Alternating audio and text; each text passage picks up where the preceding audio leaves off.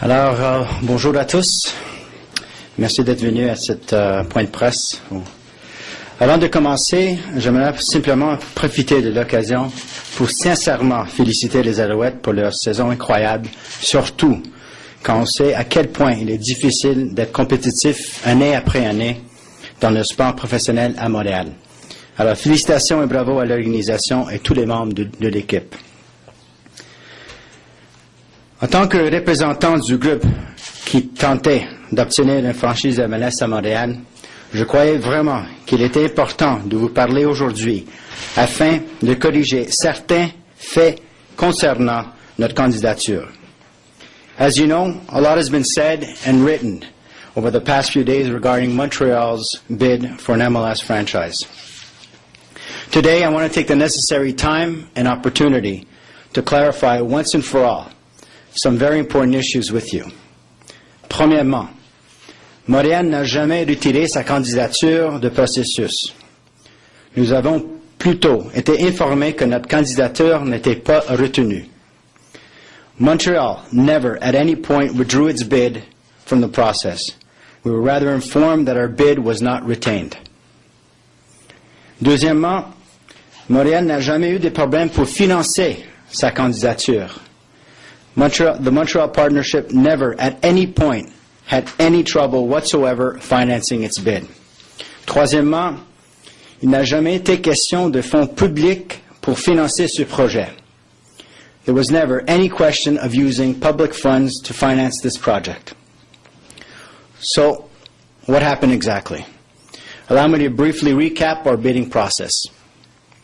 In March of 2008, the Saputo and Gillette families combined their incredible strengths and experience in sports and entertainment to acquire an MLS franchise for Montreal.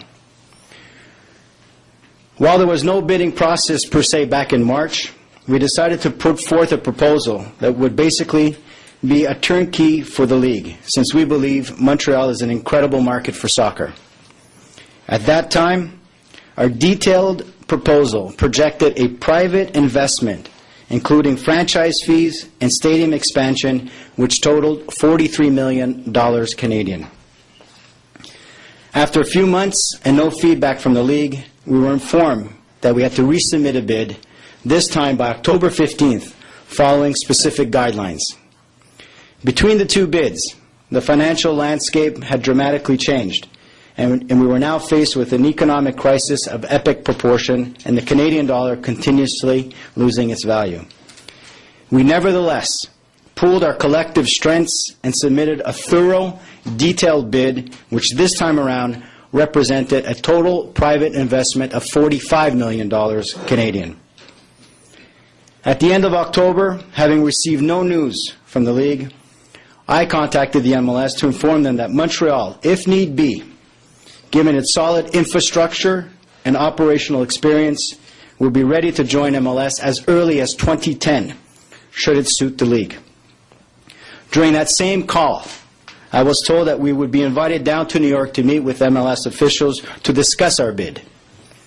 Finally, this past week, after receiving an invitation to the MLS finals, but still no news on our proposal, 5 weeks after submitting our bid in October, I was informed that our bid had been outright rejected because it never met the $40 million US expansion fee. Depuis tout le début de nos discussions avec la MLS, j'ai dit que cela nous intéressait, mais pas à n'importe quel prix. Pourquoi? Parce que nous avons une responsabilité d'assurer le développement et la viabilité du soccer au Québec. Parce que nous voulons que le soccer à Montréal reste accessible. Et parce que nous croyons qu'après 15 ans d'expérience et de l'histoire, Montréal est, sans aucun doute, une valeur sûre sur le plan de soccer.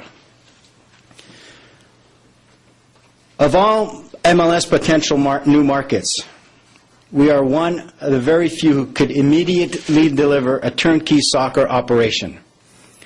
We continue to have success on the field. We have a tremendous fan base and media following. We have an unprecedented experience in sports and entertainment marketing.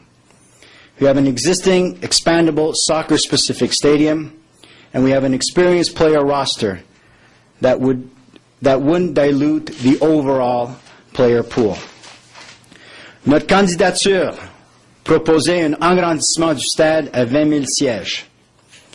Cette phase d'agrandissement aurait permis de rencontrer les critères de MLS, mais aussi aurait complété les gradins autour du stade, ainsi qu'une rangée de loges coopératifs au niveau supérieur. Nous proposions aussi la création d'une fondation afin de conserver la mission de promouvoir et développer le soccer au Québec et dans la communauté, car pour moi, c'est un élément important de notre succès. Finalement, nous travaillons toujours sur un projet de centre intérieur à proximité du stade qui servira de centre d'entraînement pour l'équipe ainsi pour son académie. In soccer, like in any other realm of business, we have to make sure that our next acquisition will not be our last acquisition because it was a bad acquisition. We strongly believe that a $40 million U.S. franchise fee alone would seriously mortgage the future of soccer and our team. The bid that was submitted was absolutely not meant to be interpreted as a lack of respect towards the MLS and the expansion process. Instead, I believe our approach was sound, based on credible business model in order to have a healthy franchise in Montreal. In our eyes, this was a crucial element, especially given the economic context. We have the capacity to pay $40 million U.S. for an expansion fee. I assure you, the issue was never a question of MLS not being affordable for our group. It was above all a question of being sensible. Unfortunately, while we stated our case in a detailed proposal, we never really had the opportunity to meet with MLS to discuss these issues, nor did we ever receive a proactive feedback from our proposal at any time throughout the process. I can only assume that the expansion fee, and the expansion fee alone, is the predominant criteria for entering MLS. Having said that, while we were told that MLS is out of the picture for 2011, we remain open to any possible expansion in the future. However, if the long and winding road of professional soccer in Montreal has taught me one thing, it is that any decision we take regarding this team and our sport has to make business sense first. Peu importe la ligue dans laquelle nous jouons, notre approche et notre philosophie nous ont permis de réaliser des choses remarquables jusqu'à maintenant. Nous avons un stade de soccer fantastique qui fait l'envie de bien des clubs en Amérique du Nord. Nous sommes une des équipes les plus décorées dans l'histoire du soccer canadien. Nous sommes champions canadiens et nous serons en quart de finale de la Ligue des champions CONCACAF en février. Nous avons goûté au succès sur le plan international avec la Ligue des champions et nous comptons tout faire pour répéter l'exploit la saison prochaine. Et à chaque année, nous avons de plus en plus de partisans fidèles, comme le démontrent nos assistances cette saison. The reality is, this team needs a year-round training facility, and should attendances continue to grow, we will eventually need to expand the stadium. So many of the elements in our proposal can and will be implemented whether we are in MLS or not. To that effect, I can assure you, we'll always continue to improve ourselves in every way we can, but always maintaining high standards of excellence.